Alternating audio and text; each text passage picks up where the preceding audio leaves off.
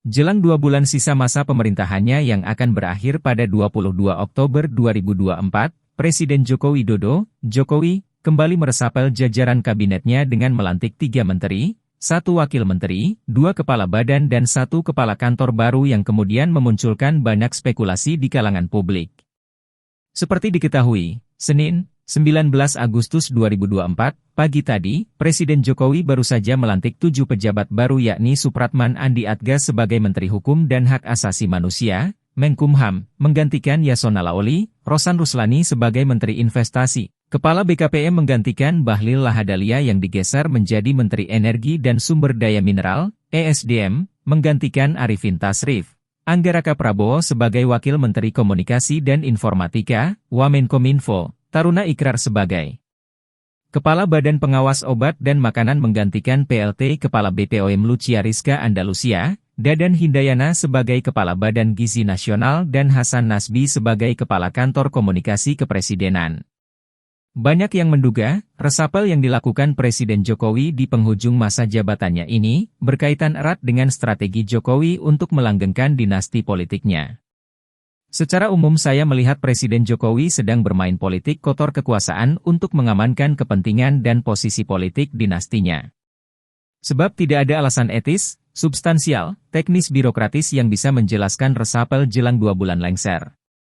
Menurut saya Jokowi sedang mempersiapkan langkah-langkah menghadapi Prabowo selama 5 tahun ke depan, kata Ketua DPP PDIP Deddy Sitorus kepada wartawan, di Jakarta, Senin, 19 Agustus 2024. Menurut Deddy resapel pada 2 posisi menteri yakni Menkumham dan Menteri ESDM syarat dengan agenda politik Jokowi ke depan. PDIP menegaskan, penggantian Menkumham Yasona Laoli adalah murni agenda politik untuk meloloskan UMD 3 guna mencapai 3 tujuan. Pertama, agar Partai Golkar yang sudah dalam kendali Jokowi dalam posisi kuat karena bisa menguasai legislatif dari DPR RI hingga provinsi dan DPRD Kabupaten Kota. Hal ini akan memudahkan Jokowi dalam mengatur peta politik nasional daerah untuk mengimbangi kekuasaan presiden terpilih sekaligus mengkerdilkan PDI Perjuangan, kata Deddy. Kedua, ini akan memudahkan Jokowi untuk membagi-bagi jabatan untuk internal Partai Golkar nantinya. Dengan demikian gejolak internal Golkar bisa diredam. Itu analisa saya, silakan orang tidak sependapat, ucap Deddy. Ketiga, untuk melumpuhkan partai-partai politik yang akan melakukan kongres, munas, muktamar sebelum pilkada agar takluk dan manut dalam pilkada dan penyusunan personel pengurus periode berikutnya.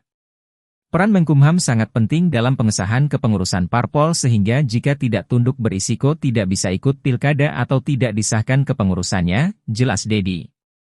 Sementara terkait pergantian Menteri ESDM, Deddy melihat ada kepentingan untuk menguasai konsesi-konsesi tambang dan menundukkan para pemain atau pemilik tambang di kaki dinasti Presiden Jokowi.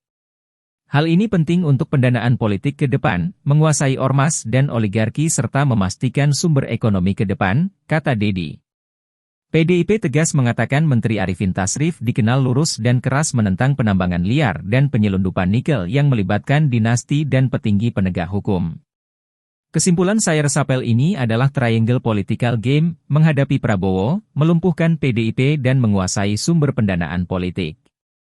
Alasan lainnya menurut saya tak lebih dari omong kosong, tutup Deddy. Menanggapi spekulasi-spekulasi liar yang beredar tersebut, Koordinator Staf Khusus Presiden Ari Dwipayana menegaskan bahwa kebijakan resapel yang diambil Presiden Jokowi diperlukan untuk mempersiapkan dan mendukung transisi pemerintahan ke Presiden terpilih Prabowo Subianto. Pengangkatan menteri, wakil menteri dan kepala badan diperlukan untuk mempersiapkan dan mendukung transisi pemerintahan agar berjalan dengan baik, lancar dan efektif, pungkas Ari.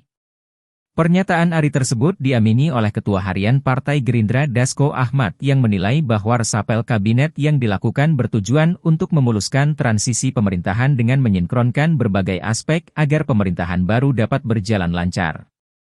Ada banyak hal yang perlu disinkronisasi, sehingga ada beberapa yang kemudian kita minta agar ada percepatan untuk lancarnya sinkronisasi untuk masuk pemerintahan baru, katanya. Menanggapi kritik bahwa resapel dalam 2 bulan terakhir dianggap tidak efektif, Dasko menjelaskan bahwa perubahan yang dilakukan justru pada posisi-posisi penting yang membutuhkan sinkronisasi agar pemerintahan baru dapat beroperasi dengan lebih efisien. Resapel di 2 bulan terakhir justru di tempat-tempat yang memang penting, sangat perlu sinkronisasi supaya pemerintahan baru bisa berjalan langsung dengan efektif, katanya. Terima kasih telah menyaksikan berita terkini dari sinarharapan.co. Saksikan terus konten-konten menarik lainnya.